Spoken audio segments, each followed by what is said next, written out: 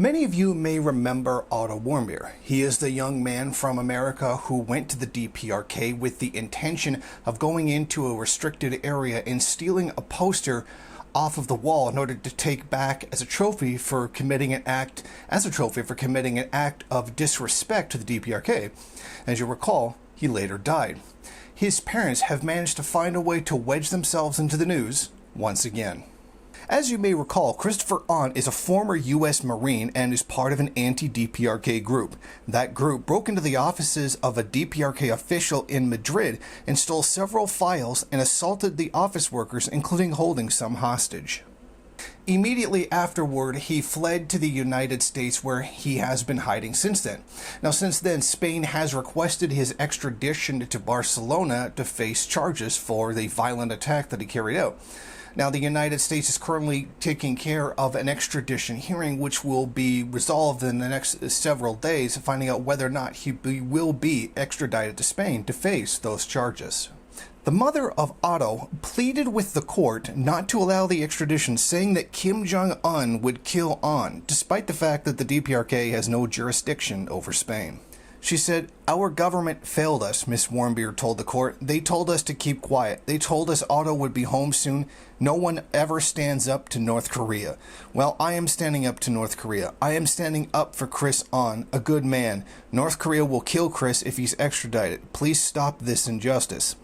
I just wanted to say one thing, how appreciative I am of all the support and all the people who have been very supportive of me and have reached out to me and have believed me," Ahn said after the hearing was over. "We all believe that truth, logic, common sense will make the day." Now, despite her claim, there's a great deal of hostile actions that have been carried out against the DPRK. For example, several decades of sanctions against the country, blocking them from buying food and fuel. Now, many of these sanctions have led to innumerable deaths inside of the country. The United States also killed millions of its people during the Korean War.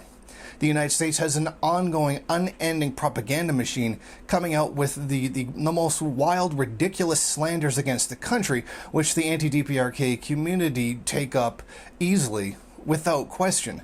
There is a very long-standing history of the United States causing irreparable harm to the country, which apparently Mrs. Warmbier has never heard of.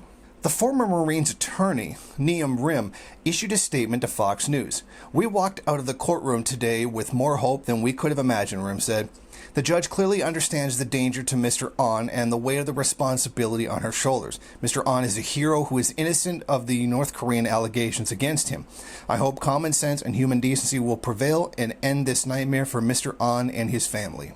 This claim of having done nothing is simply ridiculous. In fact, his group, the anti-DPRK group that he is affiliated with, have already admitted to having carried out the attack against the DPRK embassy in Madrid.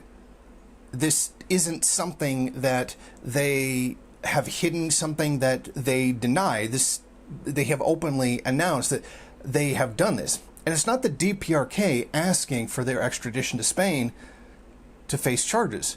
Spain is asking for them because they carried out an attack on an embassy, which is a crime. And in my opinion, given this particular context, I think it was a terrorist attack. So far from this being something that the DPRK just made up, it is actually the Spanish authorities who want to question him and press charges. In fact, he has already publicly admitted that he carried out the raid on the DPRK embassy. He's literally already admitted his guilt. What we see here is obvious political wrangling. This group, which I'm sure in time will be found to have taken money from the U.S. government to attack the DPRK on, not just propaganda grounds, but on a physical, real-world assault, including theft of documents, will turn up.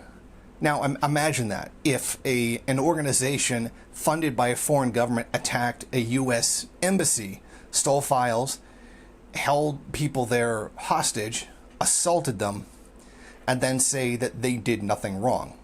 I mean, it's simply ridiculous.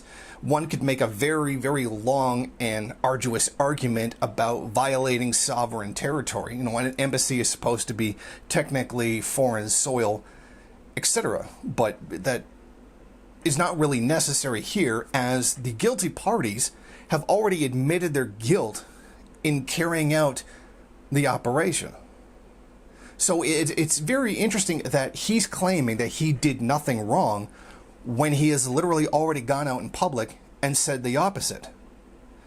And hauling out Warmbier's mother is nothing more than an attempt to pull the heartstrings, to take a look at her poor son and what happened to him having to actually face the consequences of his actions for once in his life, which I think that's very much is the actual case, given the fact that it's a highly religious and the family of a pastor who are fairly wealthy. And I think we know what that means in the United States.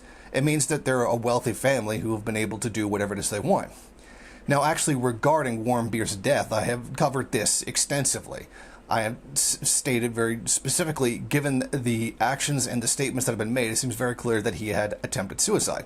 But that's not what this video is about. This video is not about Warmbier, but about Christopher Ahn, who had carried out this attack on a DPRK embassy, who is now attempting to win sympathy points by dragging out a grieving mother, which has nothing to do with the situation whatsoever. But the accusation against Spain here is quite obvious. They're literally saying that if they extradite him to Spain, Kim Jong-un will kill him. Because, of course, Kim Jong-un would personally do that, and he pays attention to absolutely every single little case that happens and is personally involved in all of them.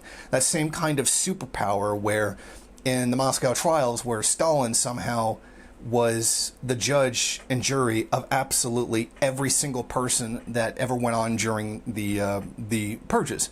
It's the same kind of anti-communist nonsense that's going on here that was used in previous incidents as the ones I just described. So what we have here is very clear.